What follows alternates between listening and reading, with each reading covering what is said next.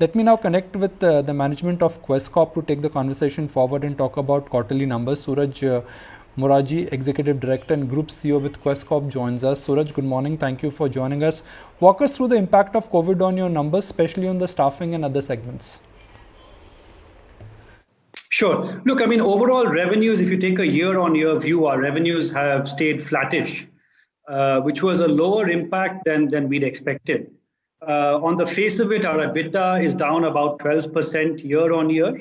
But if you correct for some one-times, including about 6 crores of COVID-related costs and a lockdown impact of 21 crores on Excelus and the DigiCare business, including some impact on our food business, then the numbers, EBITDA performance is more or less flat versus a year ago also. So we're quite pleased with that. I think overall it's due to a 20% indirect cost reduction in the quarter itself, which is, I think, across salary and non-salary levers. So overall, we feel good. The OCF generation for the quarter is up about 2.39 times at about 148 crores, which also in the circumstances we feel good about. I think if you take a business by business view, general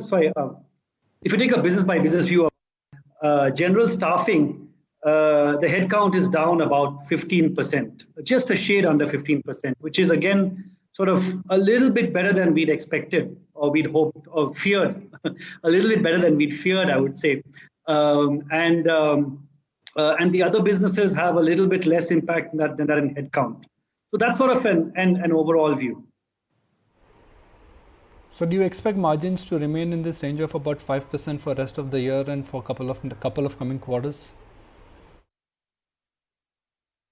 Our margins have actually held up quite well. Again, if you correct for the Excelus and the DigiCare businesses, both of which had to shut down during the lockdown. One is a retail break fix business, the other is a training business. If you correct for those, our margins have stayed quite stable across the business. And we are looking to convert our cost reductions into kind of more permanent savings. So we get our business onto a different cost path going forward. We're also using this time to these savings are also being driven through digitization, automation, better technology, embedding in the business, which helps us go faster. So we think it's a good thing. They're all coming through relatively long-term, medium-term sort of objectives, although of course we're pushing them through very fast. So we do think that in the short term, there will be some price pressure, but hopefully that will ease as the economy grows. And we see our margins remaining quite stable at this point. Suraj, hi there, morning. While this may not directly impact your business, just want to understand, given that we have seen a massive exodus by the migrant laborers over the last few months, now with a lot of the factories and the establishments gradually opening up, is there signs of stabilization on the labor migrant issue? So, I think we were a bit insulated from the worst of the market. Our customers are all large enterprises. So we have no exposure to SMEs or small businesses. We also have very little exposure to sectors that were really badly impacted, like tourism and aviation.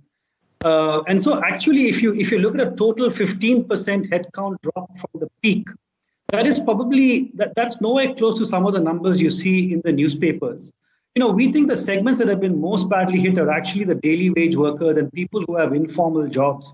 All of our employees are on monthly wages, and so there has been a certain amount of security in those jobs. In general, they have a 30-day notice period before they can be let go of. Having said that, at this point, we are seeing signs that the labor market is turning.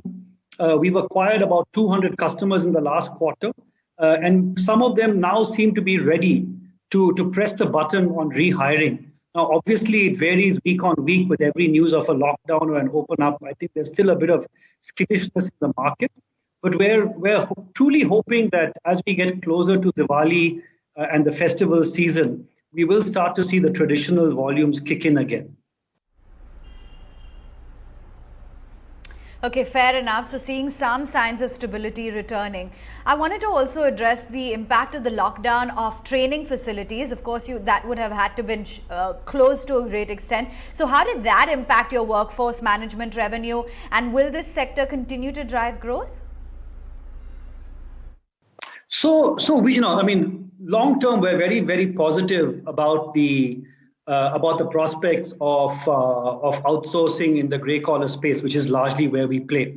We see a few things coming to play here. One, we see a lot of employers looking at how do they take these workers and manage them more effectively.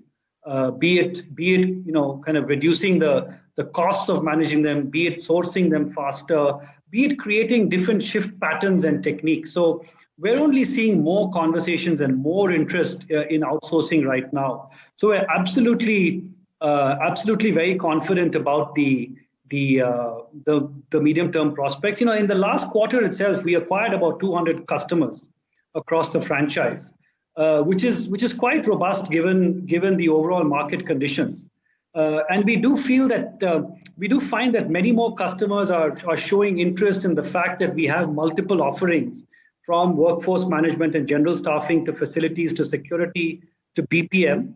Now, at this point, about 68% of our revenues come from customers of more than two or more of our service lines. So we're absolutely bullish about the medium-term prospects. I think we just need to get out of this economic slump, and we expect to come out all guns blazing. Sure. Within staffing and facilities management, which are the verticals then that have seen the most decline in headcount, and what's the outlook going forward now for these businesses?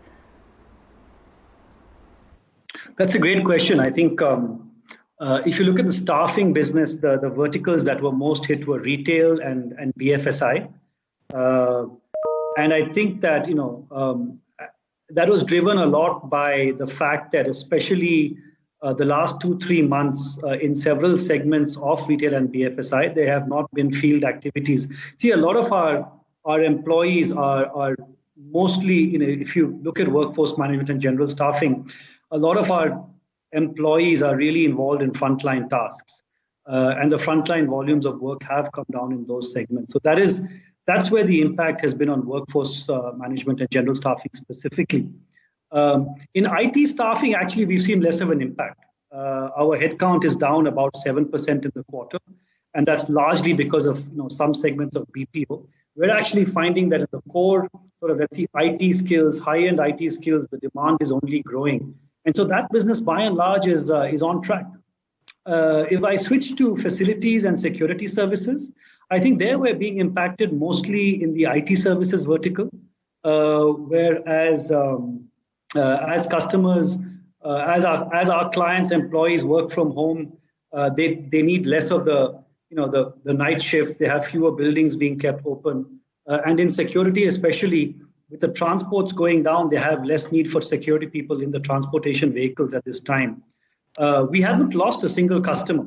It's just that the customer needs have come down in this time, and as people start returning to work, we should start seeing the volumes go up. And in the meantime, we're just focusing on acquiring new customers to put ourselves in as good a position as possible when the economy picks up.